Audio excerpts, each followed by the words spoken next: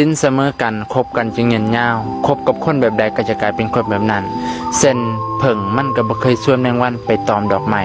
แมงวันก็บ่เคยชวนเผิ่งไปกินน้ำหวานเช่นกันถ้าเจ้าอยู่กับคนใจกว้างเจ้าก็จะมีสังคมหลายขึ้น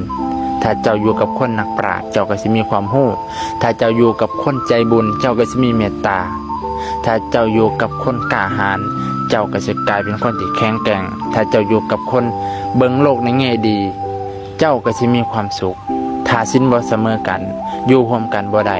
ต้องพวกเดียวกันเว้าเรื่องเดียวกันเว้าจาเรื่องเดียวกันถึงจะอยู่ร่วมกันได้เฮ็ดในเรื่องที่มักคือกันเว้าในเรื่องที่มักคือกันเฮาสนิทชิดเชื่อกับผู้ใดนั่นแปลว่าเฮาจะกลายเป็นคนแบบนั้น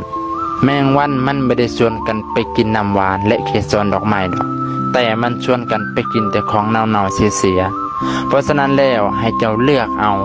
เจ้าอยากเป็นผึ่งหรืออยากเป็นแมงวันอยู่ที่ตัวของเจ้าเลือก